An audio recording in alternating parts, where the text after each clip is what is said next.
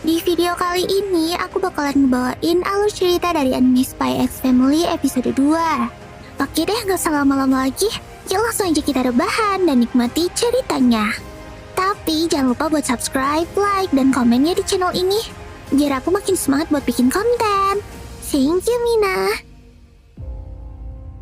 Di episode sebelumnya, seorang mata-mata terbaik di dunia dengan good name Twilight mendapatkan misi khusus bernama Operation Streak, yang bertujuan untuk mencegah peperangan antara negara Westalis dan Ostania yang didalangi oleh orang bernama Desmond Donovan. Namun dia diharuskan untuk mempunyai seorang anak dan menyekolahkannya di sebuah akademi elit. Akhirnya, Twilight pun merubah identitasnya menjadi Light Forger dan mengadopsi seorang gadis cilik bernama Anya. Dan yang gak dia ketahui, ternyata si Anya ini mempunyai kemampuan untuk membaca pikiran. Singkat kata, setelah Anya berhasil masuk ke akademi itu, Lloyd pun diharuskan untuk menghadiri wawancara orang tua di akademi tersebut. Dan mau gak mau, Lloyd pun harus mencari seorang wanita yang akan dijadikan mama untuk Anya. Kemudian di episode 2 kali ini, diperlihatkan Anya dan Lloyd yang lagi ngetes Frankie untuk menyamar menjadi seorang wanita. Frankie ini adalah informan Lloyd yang kemarin membantunya untuk mencari informasi tentang asal-usul Anya. Anya gak mau mama yang kayak gini, ucap Anya dengan dingin. Lloyd juga kayaknya setuju dengan perkataan Anya itu. Alhasil, Frankie pun jadi kesal gara-gara dia udah susah-susah jadi crossdresser kayak gitu. Nih aku kasih kacang deh, kata Anya mencoba menghibur Frankie. Kayaknya si Lloyd ini harus benar-benar memutar otak untuk mencari mama buat Anya demi menjalankan misinya. Aduh, gak ada pilihan lain. Kayaknya aku harus mencari istri deh, pikir Lloyd. Lalu kita diperlihatkan di sebuah kantor balai kota Berlin. Ada sekelompok karyawati yang lagi ngegibah. Dan salah satunya adalah seorang cewek cantik berumur 27 tahun bernama Yor. Dia adalah karyawati senior di kantor itu. Tapi karena sifatnya yang dingin dan kaku, dia dianggap teman-temannya gak bisa menarik perhatian cowok dan jadi jomblo akut.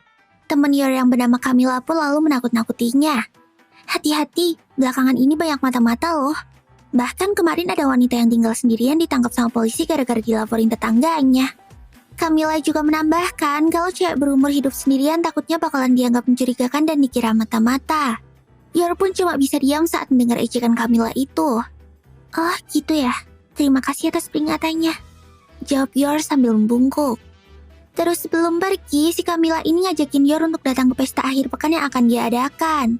Dia pun nyuruh Yor untuk membawa pasangannya. Tapi kayaknya si Camilla ini gak tulus ngajakin Yor dan cuma pengen mempermalukan Yor di depan semua orang aja. Malamnya Yor mendapatkan telepon dari adik laki-lakinya yang bernama Yuri. Yuri ini tampaknya juga khawatir dengan kehidupan kakaknya yang cuma kerja dan makan bobo doang. Pokoknya monoton banget deh. Yuri juga ngasih tahu Yor kalau dia ditawari jabatan baru di kantornya. Tapi Yuri masih mikir-mikir untuk menerimanya, karena dia gak tega untuk ninggalin kakaknya sendirian. Aku bisa jadi kayak sekarang ini berkat kakak. Aku sangat berterima kasih padamu. Jadi aku pengen kakak tuh hidup bahagia. Apa perlu kucarikan pendamping untuk kakak? Tanya Yuri kepada Yor. Yor yang gak pengen adiknya khawatir itu pun langsung berbohong kalau dia baik-baik aja dan udah punya pasangan. Bahkan dia akan mengajak cowoknya itu ke pesta akhir pekan Camilla besok. Mendengar jawaban Yor tersebut, Yuri pun sedikit terkejut dan gak percaya. Bahkan dia ingin memastikan kalau Yor itu benar-benar berkata jujur. Ya udah, besok aku tanya temanku yang ikut pesta itu juga. Biar dia yang ngecek seperti apa pacar kakakku itu. Pokoknya aku bakalan menunda kenaikan pangkatku sampai kakak mendapatkan pasangan yang cocok. Dah ya, selamat bobo, ucap Yuri sambil menutup teleponnya. Setelah telepon itu terputus, Yor pun langsung kebingungan. Dia gak pengen adiknya menganggap kalau dirinya adalah pembohong.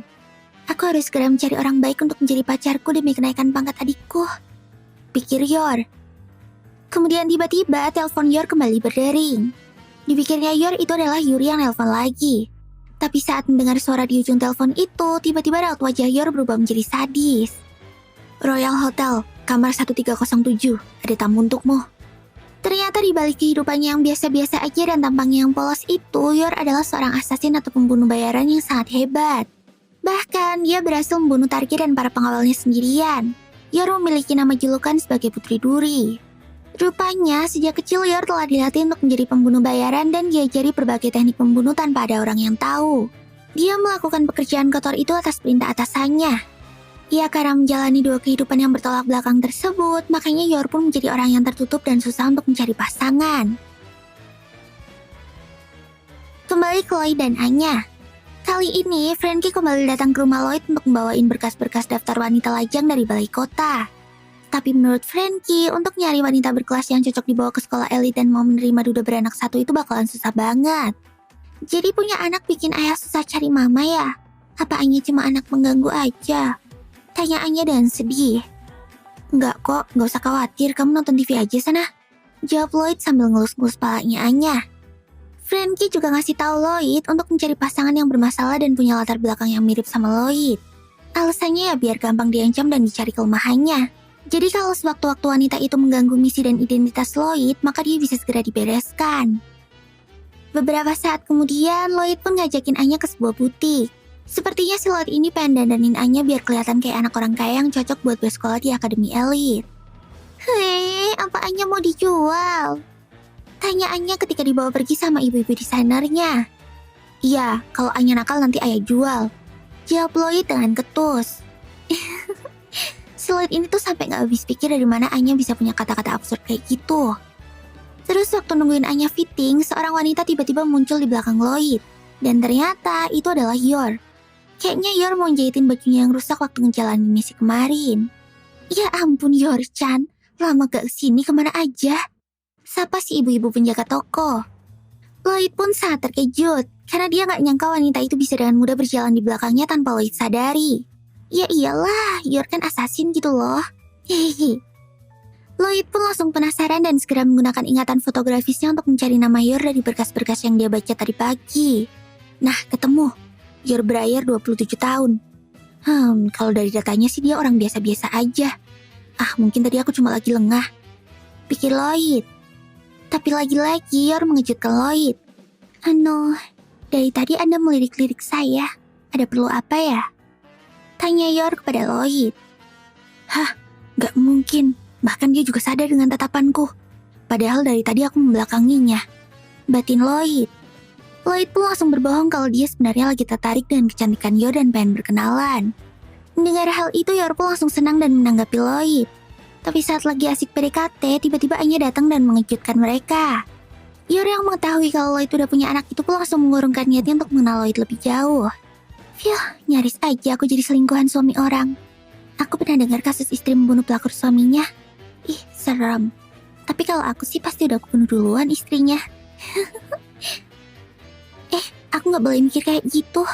Bisa-bisa seseorang tahu kalau aku pembunuh bayaran. Kata Yor dalam hati. Dan Anya yang bisa ngebaca pikiran itu langsung kaget dong. Anya gak nyangka kalau cewek yang lagi dideketin ayahnya itu adalah seorang asasin. Ayahku mata-mata, orang ini pembunuh bayaran. Anya, senang. Batin Anya kegirangan. Apalagi Anya tahu kalau keduanya sebenarnya mempunyai niat yang sama untuk mencari pasangan.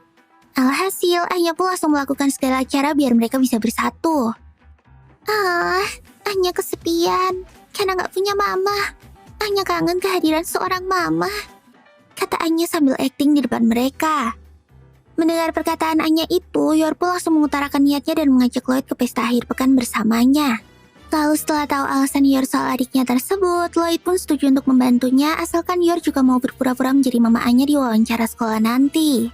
Akhirnya mereka berdua pun setuju untuk saling membantu. Tapi ternyata tiba-tiba si Lloyd ini mendapatkan misi tambahan untuk merebut kembali karya seni selundupan di akhir pekan. Kemudian Lloyd pun memutuskan untuk segera menyelesaikan misi itu dengan cepat supaya bisa menghadiri pesta akhir pekan bersama Yor tepat waktu. Yuk cepetan selesaiin misi ini, biar aku masih keburu datang ke pesta. Kata Lloyd kepada Frankie. Lalu mereka pun segera menyerang markas penyelundup itu dan membawa kabur barang-barang berharganya. Tapi kayaknya sindikat itu gak menyerah dan tetap mengejar mereka. Terus di dalam mobil, Frankie ngebuka peti perhiasan yang baru aja mereka dapetin. Kayaknya Lloyd dan Frankie ini berencana untuk mengambil beberapa perhiasan itu untuk mereka sendiri. Aku ambil yang ini deh, untuk keperluan misi. Kata Lloyd sambil mengambil cincin berlian. Curang, itu kan yang paling mahal. Kata Frankie sambil berusaha merebut cincin itu kembali. Dan tiba-tiba mobil mereka ditembaki oleh para sindikat yang mengejar tadi. Lalu di tempat lain, Yor yang udah kelamaan nunggu Lloyd gak datang-datang akhirnya pergi sendiri ke pesta akhir pekan Camilla. Di sana dia dibully sama Camilla dan teman-temannya yang lain gara-gara datang sendirian. Bahkan Yor harus memohon sama teman adiknya biar gak cerita sama Yuri kalau dia sebenarnya berbohong. Tapi Camilla datang untuk memaksa temannya Yuri itu untuk menceritakan semuanya kepada Yuri bahwa kakaknya ternyata masih jomblo. Kalau aku bunuh semua orang di sini maka adikku nggak akan tahu. Pikir Yor yang udah frustasi itu. Akhirnya daripada ntar terjadi hal yang enggak-enggak, Yor pun memutuskan untuk pergi dari tempat itu dan berpamitan kepada mereka. Tapi tiba-tiba Lloyd datang dengan muka penuh darah. Kayaknya sindikat tadi melakukan perlawanan yang cukup merepotkan. Saya Lloyd Forger, suami Yor. Maafkan penampilan saya. Saya adalah seorang psikolog. Barusan ada sedikit masalah dengan pasien, kata Lloyd mengenalkan diri. Semua orang di sana pun langsung kaget, terutama Camilla. Dia kayaknya gak senang kalau Yor ini punya cowok yang pintar dan keren kayak Lloyd. Lalu dia pun berusaha untuk mempengaruhi Lloyd dan ngasih tahu kalau Yor ini adalah cewek panggilan yang sering di-booking ke hotel. Padahal Yor ini ke hotel buat membunuh orang. Tapi si Lloyd ini gak percaya dengan perkataan Camilla dan berkata kalau Yor ini adalah wanita tangguh yang udah berusaha untuk membesarkan adiknya sendirian. Setelah itu mereka pun langsung berpamitan dan pergi dari pesta itu. Maaf, aku keceplosan ngomong kalau aku adalah suamimu. Moga-moga adikmu gak dengar soal ini ya, kata Lloyd dalam perjalanan pulang. Tapi sebelum Yor menjawab, tiba-tiba sebuah mobil menabrak van yang dikendarai oleh Lloyd. Kayaknya itu adalah sindikat yang mengejarnya tadi. Ternyata mereka masih belum menyerah. Anu, itu siapa ya? Tanya Yor. Lloyd pun cuma ngejawab kalau mereka adalah pasiennya yang mengalami gangguan histeria. Ya kali, pasien kejiwaan bisa jadi psikopat kayak gitu. Tapi anehnya si Yor ini percaya-percaya aja sama omongan Lloyd. Apa beneran gak apa-apa mukul pasien? Tanya Yor lagi saat ngeliat Lloyd ngehajar sindikat itu.